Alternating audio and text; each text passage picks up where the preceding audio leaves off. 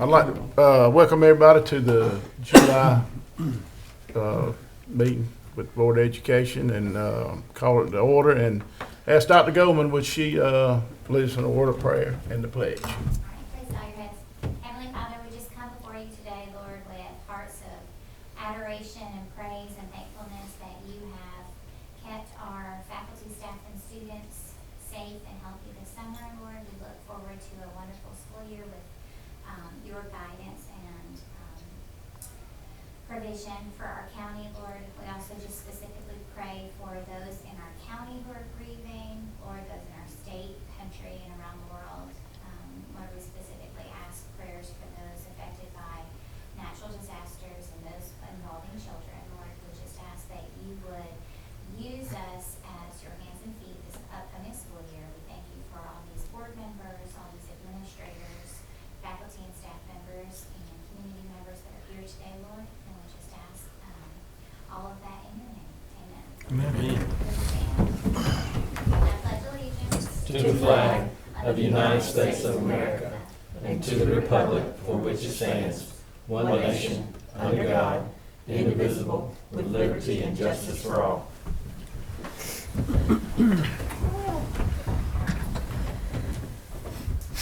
All right, the first thing on our agenda is the consent items, which consist of the agenda, the minutes of the June 10th, 2025, and June 16th, 2025 meetings, policy for revisions, IDFA, gender, equity in sports, and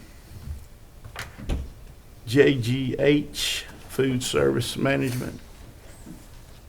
Anybody have any questions?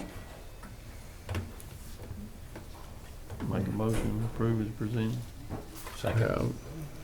A motion by Mr. Heitman, seconded by Mr. Mongrue. All in favor, raise your right hand. All right, do we have any public participation? No public participation. All right, Mr. Norman, the financials is next on here. Good evening. We are doing May's. It's a PowerPoint. I'm sorry. Okay, this one or you want the Yeah, go to PowerPoint. Okay. We are doing May's financials this month. There we go. Like do the whole presentation. Slideshow.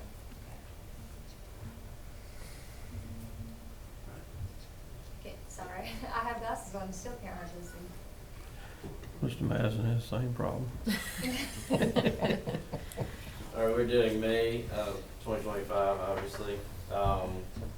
Jumping right into it, our revenues are a little under, where they, should be on par, but that's because of the book entry that we talked about the last couple of months. So going through, we're still short the 69K. We still have a verbal agreement from the bond company, but nothing written in stone. We're checking on that weekly. They haven't done their part of it. Our intangible tax is right on par with where we budgeted. Our TABT is a little higher. We're getting about 60K a month now.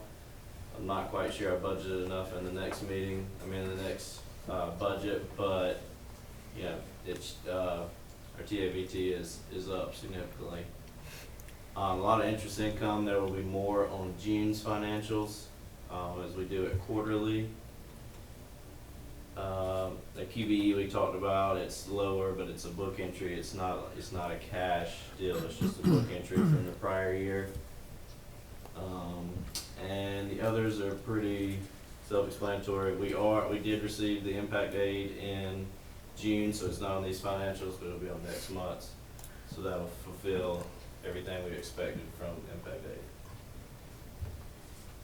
Our expenses, we've talked about this a couple times as well, but our athletic supplements is the main reason our pupil services is over budgeted. It was just an error in the budget from last year that I caught. And our workers' comp is allocated directly to that general admin account, which is why it's higher. It should be allocated out, but we only do that at the end of the year, so that's the issue there. The other one is the buses, is why the 9% is a lot higher than the 64. I think we got buses last year, but maybe they came in June. But obviously we got ours this year in November, which is the reason for the increase, but it's what we expected. Year over year, we're up about 800K in cash. Store that in the back of your head. I'll tell you on the next sheet why that matters. But your assets and your fund equity are up 800K year over year. So that's kind of what you would say we have profited, what we have increased in the past year. Increased funding for future use. So this deficit right here, it shows a deficit of 77K, but we're up around 800K of cash. So this deficit includes that book entry that I had to make for last year's audit. So there's your difference on why we show a deficit on our financials, but we're up in cash. So the book entry is still kind of hindering, the viewpoint, but all in all, we're in good shape. We're a little over $5 million in cash and investments. Our SLOSS again, $111,000 for May that was collected in June. You see we averaged $103,000 for the year and almost $108,000 in the last 6 months. So our SLOSS is booming. Without a recession or something, I see this continuing, but that's all future stuff. I don't know who can predict the future. There's our old SLOSS again. As you can see, we went from 52,000, 55,000, 59,000 to now 89, 92, 103, all in the last 5 years of change. So it's doubled. And I hope that our new SLOSS that we will vote on in November will let us benefit from this increase. So here's our SLOSS summary. We're up 90K year over year. Collected 1.2 million this year, which we just showed. We had 103,000 a month, a little over 1.2 million, roughly 500K in SLOSS. Our bond tax, we're not collecting much bond right now. As you know, we collected all in December and January. But we did collect more than we budgeted. We collected 105% of our budget. And we have 1.4 million in there, which is about 300K higher than where we were. So all in all, what does that mean? It means our payments for the next year are done. So that our payment in September and our payments in March of 26 are already paid for, and we have almost 200K left as of right now. That is as of June 30th. This is why I would use SLOSS referendum to use some of that funding for other repairs and stuff that our general fund has to pick up. Would be so crucial for the school system. So, question real quick. So, it would be a benefit to the taxpayers if they pass this new SLOSS. Correct. Correct. So the way I see it is SLOSS is paid by everyone, whether you go to the grocery store, whether you go to, Fast Times and buy Coca-Cola, whether you're camping at the park, whether you come eat at, our new Japanese restaurant. Everybody, not just our local residents, but everybody that passes through Lincoln and pays this tax, and it could be a benefit for the school. So as I just showed you, we're up around 400K from last year. So that's a $400,000 surplus that as of right now, we cannot do anything with. Our goal is to use that for repairs and maintenance. I mean, our HVAC systems are going out all the time, roofs, just our common stuff. And that would save our taxpayers, that would save on their property taxes, so. Okay. And one more thing, all we can use that SPLOST for now is to pay for the school itself, It goes correct? directly to the bond Yeah. payment. You cannot pay it early, so it just sits there. That's why you see 1.9 million total sitting there. There's nothing else we can do with it currently. And it's important to note that this referendum in November is not an increase, it's to maintain the one Right, cent it's sales just tax. the same 1%. It's no increase in tax, it's no decrease in tax. It keeps sales Allows tax us in to spend it Lincoln differently. at 8%. I'm assuming with the rest of the districts, other governing boards, but it would only be 1% continuation of that for us. Okay, thank you. Our capital projects, we have not touched in a few months. I know leaking back into this, if our new SPOS does get passed, we could run things through here, or we could pay them directly out of SPOS, however y'all decide. So I have not added anything to this because I have not heard of anything, but if if the board decides they want to fund a project, we have $153,000 to do it with. And our CEP. So May, obviously last month of the school year, so we were under 100K in reimbursement, right at 27K in meals. I think we're usually 35 to 37,000, but obviously not a lot of students in at the end of May. You can see what it increased from last year. It's double what it was, and our expenses are down because we usually buy around 35,000 a month in food. There's only 16, 17,000 there this month. So still a surplus for the month, and you see the cumulative total.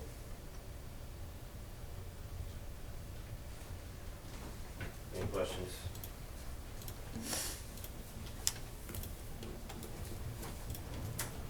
Good job. Thank you, Mr. Norman. Thank y'all. All right, next on the agenda is the school lunch price increase. Dr. Gilman. All right. Dr. Stein is pulling that up for us. I met with the nutrition director, Ms. LaToya Singleton, and each year she has to compare the actual meal plate cost with what we're charging and make sure that we're in line with the actual plate cost so we're not losing money. And again, this would be for second meals. So again, right now kids are at no cost, but some kids get a second tray. So we're asking the board to increase the price of that second tray. Breakfast now is currently $2.40 and lunch is $4.25. So she would like to increase the breakfast by 10 cents and increase lunch by 25 cents, and that will put us in line with the actual plate cost that is charged at the register. So it's my recommendation that we adjust the meal prices to breakfast for $2.50 and lunch $4.50. Any questions? Do we anticipate the program that we have currently where they eat for free going away, possibly? Possibly. With everything we're hearing from the administration, this is one of the ones that may get cut, Right. but we don't know if it's just going to be cut or taken away. So right now we don't know, but right now we're seeing that we may have the CEP program this school year coming up. So I'm thinking that it may be 27, FY 27, and not 26. and this won't affect all students, just some students? That is correct. Okay, That's correct. okay.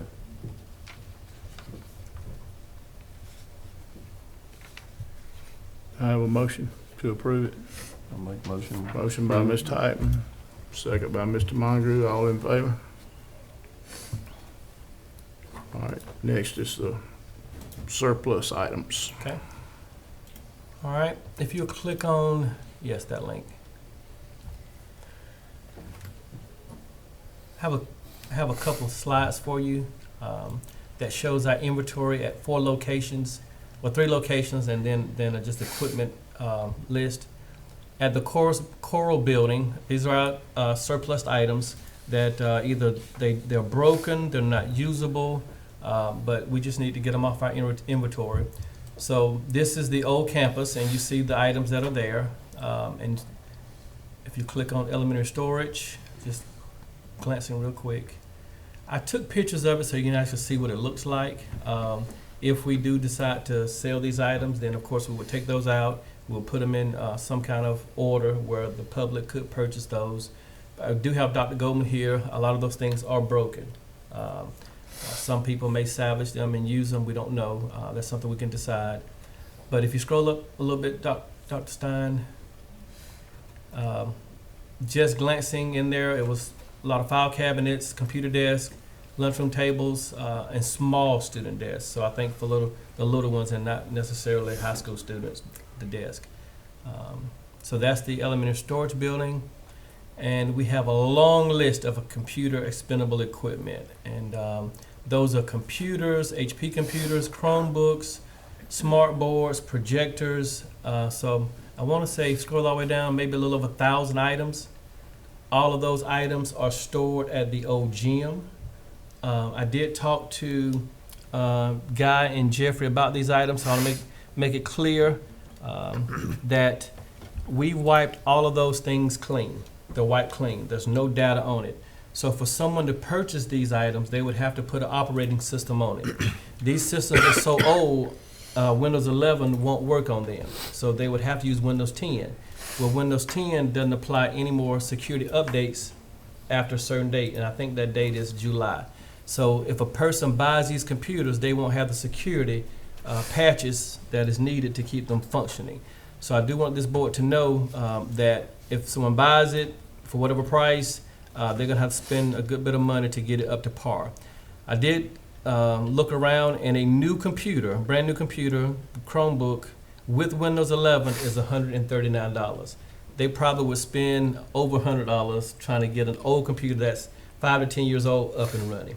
So again, I just want the public to know that before they purchase some items, if we decide to sell those items to them. They don't have the Microsoft Office suite on them, so if they wanted Microsoft Office and Excel, they would have to purchase that as well. We do have a lot of smart boards, but the smart boards require a projector. So if someone buys a smart board, they need a projector, and those projectors are so old, the bulbs are hard to find now. So just, again, letting the public know that these items are probably maybe 8, 10, 12, 14 years old. We do have a company. Dr. Stein, if you can exit out of that and go to the other document, Premier Surplus. This particular company, they're out of Dawsonville, and they would come pick up all of these items for free, and they would recycle them. One of the largest in the area. If you keep scrolling, Dr. Stein, they have about 140 employees, and this is what they do. And they serve a lot of people. They talk about the security. And so this is a win-win for us. They pick it up, we don't have to ship them off, and it's no cost to the district.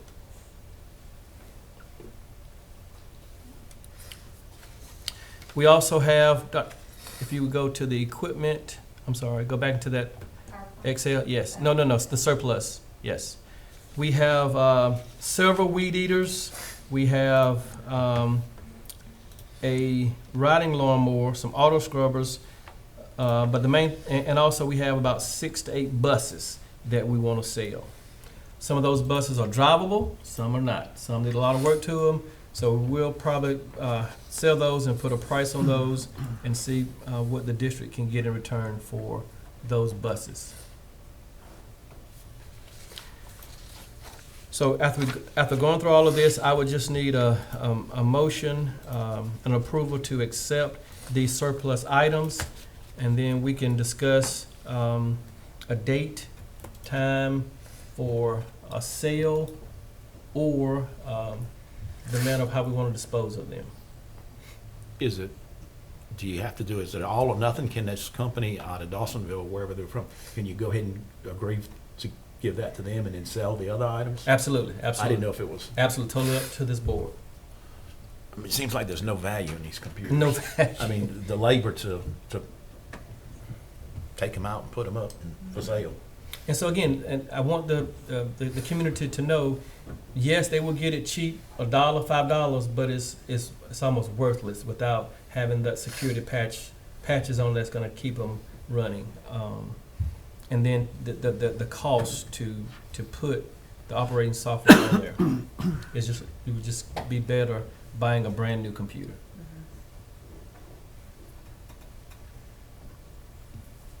But we need a motion first to classify this as And surplus. that is correct. And it's your recommendation that this is all surplus? Yes, sir. I met with principals, department heads, and we actually have the list, and ones that are working, broken, damaged, all of those. I make a motion, we accept it as surplus. Mr. Mongrue made the motion. We got a second. No second. Ms. Daniel seconded. All in favor? All right.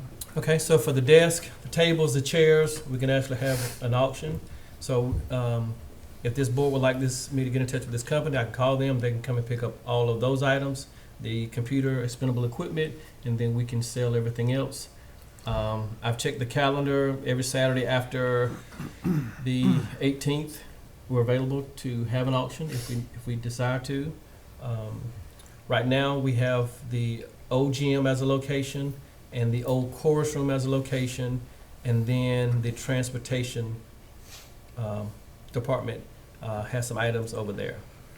And then, of course, we would get with Dr. Goldman to bring her items over to the gym or the old chorus room where we decide to have the sale. Have you had any interest in those Chromebooks, computers, or anything? Has anybody shown any interest? Well, in I it? think after tonight and after maybe this is printed, we can see if we have, and we can wait to see if we have some interest. But right now, our first football game is August the 8th, and those things are in the gym. And remember, that's where the team goes for halftime. But we do have it out of the way so the team still could be in there. But we didn't want any damages, or we didn't want to put things in harm's way. So we have some time. I mean, the first home game is August the 8th, and the second home game is August the 29th. So even if we wanted to do it between those 2 dates, we could. I think we ought to at least See if we get let any the interest. public, yeah, if Okay. there's some entity that might need them and they can use them and it'll Okay. benefit them here, we owe it to them, the community, I think. But I mean, that's just my opinion. So this article will go in the paper next Tuesday? Okay. And then, so maybe we'll get some calls, and maybe you can actually put in there if you have any questions about the items, they're welcome to call the board office. But what you're saying is they can go buy a new one cheaper than Oh, they can buy absolutely. this and put the, Because again, Operating Windows software. 10 is obsolete, and you can't put Windows 11 on these old devices. I have no idea. Yeah. I didn't know if they could use it for like 5-year-olds and color on it or whatever. I don't know. It won't I don't have have an a clue. operating system on it. It is. Okay, nothing. Well, But again, if they choose to put Windows 10 on it, it just won't have the security patches. It may do some things. So again, we can get some public feedback. I'm just one person now. so what do we need to do? Just nothing else on it? Yeah, We we'll need- just get some public feedback Okay. from the Send it paper and have them next call us. month. Maybe see what happens Yes, with the sir. computers. Okay. No, I was just speaking just about computers. The rest of the stuff, do whatever, I guess. Right? We auction it, yeah. Yeah. Yeah, the rest of, People- yeah, the yeah, buses. I think they'll and pay for tables, that. chairs, yes. Would you hire an auction company to? Well, that's something we can discuss, but with it's not that many items, so I don't think we would. Okay. But need an auction company is, we would set the prices of the items. But again, no more than, what do we look at? 40, 50 desk, big size desk, 40 small desk, and then some chairs and some tables. Just something we probably could do ourselves. As long as we operate within the rules of the Yes, sir. school system. Let Dr. Cunningham be our auctioneer. Yeah, oh, that'd be perfect. So this surplus stuff, it will be advertised in the paper and we wait for the feedback and Yes, sir. vote on it next month. Yes, sir. Okay, all right. Moving on. House Bill 340, Distraction-Free Education Act. Okay, last legislative session, the legislators passed House Bill, what was it again? House Bill 340, yes, sir. Getting all those numbers mixed up. It is called the Distraction-Free Education Act, and it's a new code to the QBE Act. And it just talks about access, it talks about bell-to-bell and some things what they can and can't do. In the law, it says that beginning no later than January 1, 2026, no public school student in kindergarten through 8th grade shall be permitted to access those devices during the school day. So right now, from August 1st until December, this board and the system should set the policies and the rules and the procedures for this new policy, for this new act. So we've met as individually and as a team to decide that we would like to do it K-12. I met with Dr. Walski today. We're pretty much already doing that at the high school level at all the grades, that kids are not supposed to be using it during the day, but right now I think they may have it in a back pocket and you can see it. With this new policy, it shouldn't be seen at all. So it should be completely away in a book bag, in a locker, not to be seen. There are some companies, and you can help me out, Dr. Walski. One of the companies is called Yonder, and he's used that before. You put the phone in a bag, and it zips, and it can't be opened up until closed, and it magnet, Like the clothes and it can't be opened until the end of the school day. I don't think we need all that. I mean, we had some students who violated this last year, but not to the extent to where we need to buy pouches for all cell phones. We just need to make sure those who abuse the policy that there are consequences.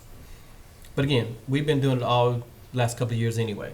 No cell phones during the day. What kind of punishment is it? You So just that's take it what- away? Right now, Dr. Walski, I think the schools have their already, the code of conduct says what happens, like maybe a warning, and then the phone is taken the second time, and the third time, maybe they call a parent and they don't get it, but we already have those in place, and we'll look at this again next week, next Friday, when we meet and kind of make sure we're all on the same page with what we want to put out there as a policy.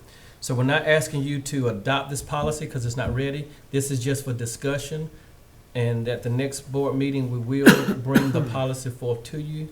And I just want permission to send a letter home to parents explaining them what we're going to do.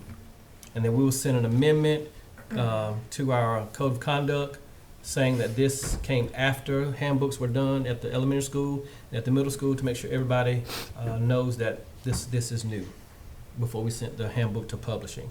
Dr. Walski's handbook is online, so he can actually put his in his handbook before the school year starts. So we need to vote on you sending a letter home to the parents, or do we not have to vote on that? So Can you just school do that? starts July 31st, and what I'll probably need to do is get the policy we developed on July the 18th at our leadership meeting, and then send a copy to you guys for your review, and then we can go from there approving the policy. Does, So we have until January 1st according to this policy, but we want to go ahead and implement it starting our beginning of our school year and not halfway through the year. does our attorney need to review the enforcement and consequences part of it? So I'm glad you brought that up. I want to wait because we're going to Gale Summer Conference and we're going to hear a lot of this next week. I leave Sunday. Dr. Walski, Dr. Cunningham, Dr. Goldman, we leave Sunday through Wednesday, and this is when we get all of our updates from the Department of Education and from attorneys on the new school year. So I don't really know, but I mean, if a principal gets a phone from a student, I don't know what kind of legal ramifications, if any, are there. So we've been doing it now. Okay. So the rules have been there. So Dr. Walski, the first offense, warning. No, we take it, and Take it. hold it till the end of the day, kid gets it back at 3:10. Second time we take it, a parent has to come pick it up. Third Okay. time, parent has to come pick it up, and there's another consequence for the student, and it builds from there. And we've been doing this when I was a principal 9-10 years ago. We had the same rule. So we really are ahead of this game. Oh, that's good. Yeah. I just want to make sure that no new laws have come out that are I that we're think not Cole aware did some of. Saturday school for that, if I remember right. And Corey will be at the conference, Okay, our yeah. attorney, and he's the Yeah. one who's going to be presenting this information to us. And of course, when you have Okay. other districts there, you just collaborate. What are you doing? What do you think is best? Yeah. And then we find out what's best for all of Okay. us. Yes, sir. So we don't need So to vote. so this was No just for vote your on that. information. That is Okay. correct. All right, moving on, retention ponds Okay. cleaning. All right. I think I've talked to you guys about this. Our retention ponds have grown out of control. The vegetation is growing in it, so we need to get those cleaned out because we want to make sure that those ponds do what they're supposed to do. But if they continue to grow, it's limiting their effectiveness of what they're supposed to do. So we secured 3 quotes, and you see them on the screen. Scroll down, Dr. Stein. We had HD Construction at $36,500, Kyle Fox $72,000, and mall cleaning and grading $90,000. So it is my recommendation that the board accepts the low bid from HD Construction of $36,500 to clean and clear the district's retention pond. And I do want you to know that now that once we do this, then we'll put them on a schedule, maybe every 2 or 3 years, whatever it takes to make sure that those ponds stay clean and free of trees growing in it and those things that can clog it up. Can I add something to that? Absolutely. Can we get some before and after pictures? Absolutely. Absolutely.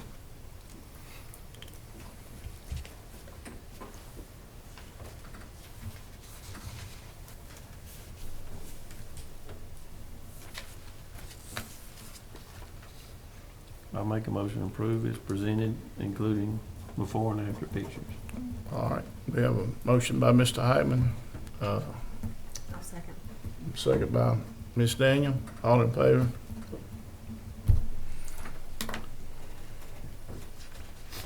All right, next is policy for revision. DK Activities Fund Management Contracts for or on behalf of students.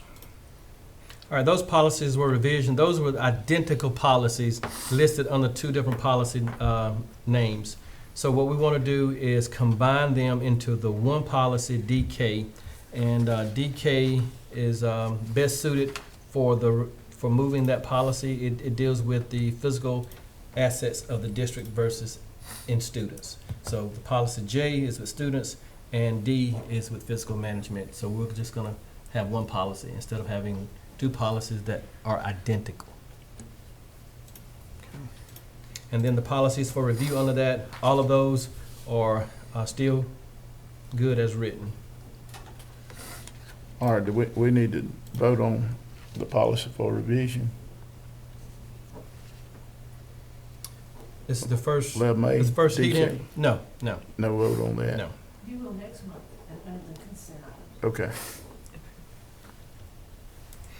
All right, 12 is a policy for deletion, and that's gonna be JHB, Activities Fund Management.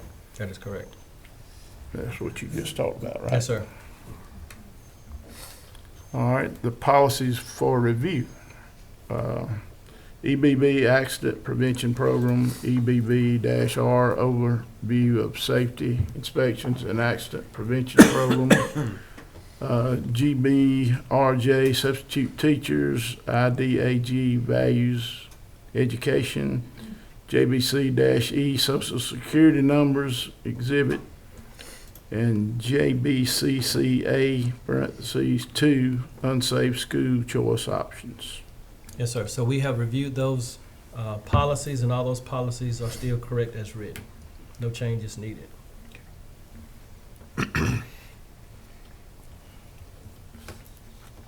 I got a question. Yes, sir. Who's your safety team members?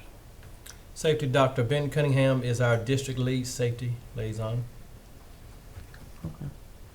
And then we have emergency teams that we call STAR teams at every school.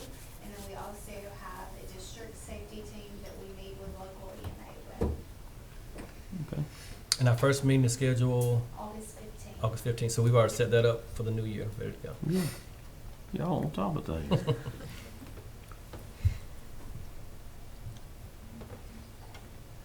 Is that all? Yes, sir. All right, Superintendent's report. Okay, I want to thank the board for completing their required hours. You guys had 3 hours. You completed 3 hours of financial planning with Dr. Steve Smith. That was on November 12th of 2024. And then we did our local whole board training with CSRA Risa and Debbie Alexander for a total of 6 hours. So you guys have completed your 9 hours of required board training. And I just need signatures from everyone, and I will forward this to the State Department. You are signed yours.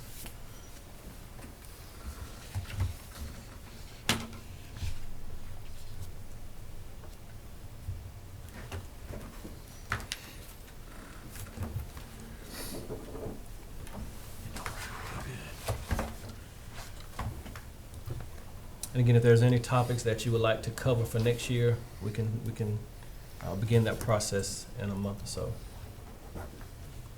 Thank you, sir. Thank you, ma'am. Okay.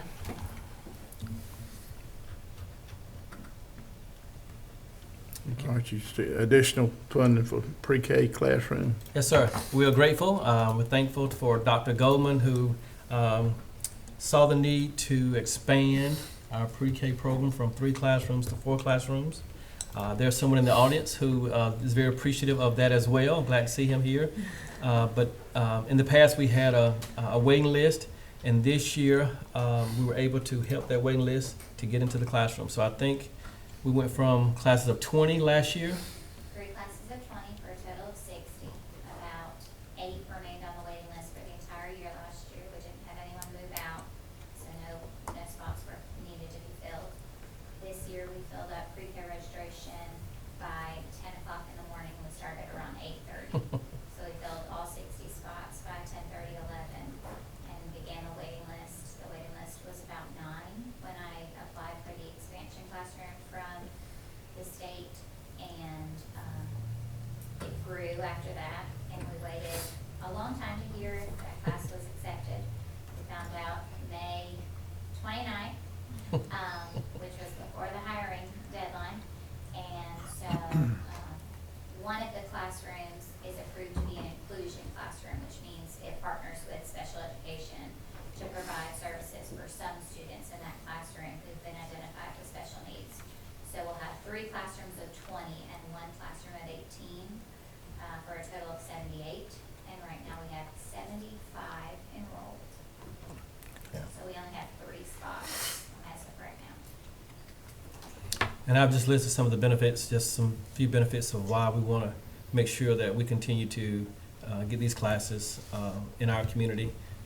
And again, the more kids we can get into a structured environment early, the better that they become. It also helps some parents who need to work to be able to put their child in the school so they can work. And just for the social emotional development of the child, being able to be around other kids their age and learn to play together and work together at an early age. So thank you, Dr. Goldman, for spearheading that and getting that done. Had a visitor that day. He came to see me. He said, I need to get my son in here. What can we do? And I told him we'll work on it. We're going to keep trying, and we're just so grateful and thankful that the State Department gave us those additional resources to be able to have that 4th class. Head Start. Head Start. I think I look back at my notes from the last year, and I brought up Head Start 4 or 5 times, and I came here and said, I don't know, I think. Well, we know now. Head Start will be housed inside of the elementary school. They have a room. They have paid rent for June and July already, so they're ready to go.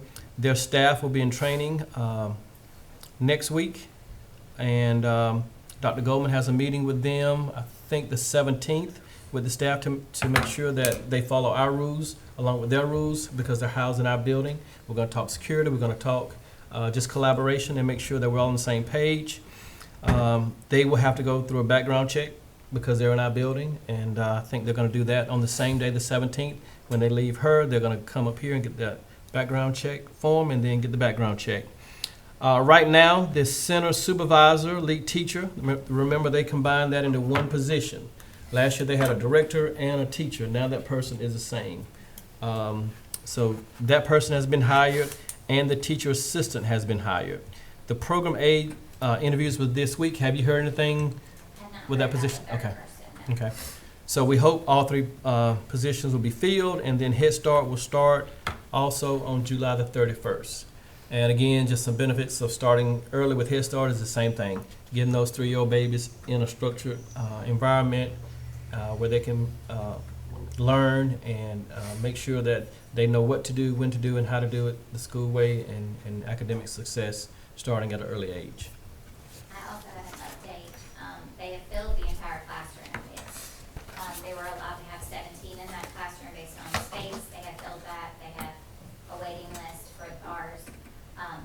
The Head Start is a little bit different, that they will accept children who are not yet 3, but will be 3 during the school year. So we'll have 14 on the first day, but by the end, they'll be all 17.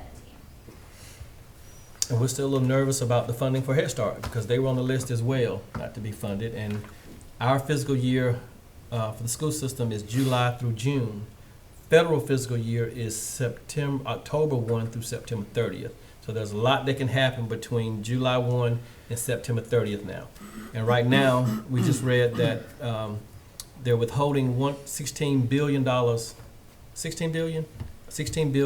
from our federal programs, Title II, Title III, Title IV right now. And so superintendents are sending letters saying that they need this money now because some of those districts use that money now, even though the fiscal year starts for them in October, but to go ahead and hire these people to be on staff. So right now, there are people on staff that may not be getting paid because the funds have been withheld for those federal programs. So Dr. Cunningham, Director of Federal Programs, Assistant Superintendent of Federal Programs, is watching that very closely and checking on those, checking on the laws and making sure that we receive that funding, or if we don't receive the funding, then what is our contingency plan if we don't receive them? Right now, the staffing cost for Head Start is completely funded by Head Start, correct? Correct, correct. What is their transportation situation? They have to bring their kids to the school. Okay, so they will not be on the buses? No, not on the bus. Okay, Car riders only. okay. And those are 3-year-olds? The 3-year-olds, 3-year-olds. yes. So some of them are 2 and they're gonna come in. That's young. And this is, that 16 billion is nationwide, is that right? So you divide it by each state? That's correct. So the state could pony up if they would, but they probably, And those are some of the discussions. For example, Georgia has a surplus. Now, would the governor give those surplus funds to cover for the loss if those funds are not given to us? So those are all conversations that are happening right now. The State Board of Education meets next Tuesday, I think, or Thursday. 16th. The 16th. Wednesday, I think, yeah. I mean, Tuesday, Wednesday, Yeah. Wednesday. Next week. One day next week. And so normally in July, that's when we get our allocations of federal funds. So we're gonna be Okay. having our eyes and ears tuned to that. And I'm sure we're gonna hear that next week at the conference before we leave. Mr. Hatton, they're accepted as 2-year-olds, but they don't start Head Start until they've turned 3. They can cut their birthday to be on their 3rd birthday or the day after. So no 2-year-olds, fresh 3-year-olds. How about pre-K? Do they ride the bus? Yes. They reimbursed by DCAP for pre-K bus riders. wow. They're, But y'all don't have car seats, so, We do. Well, we On the have bus. car seats for do you? the buses, the Okay. students that need them. That's why I was asking. I didn't have any idea.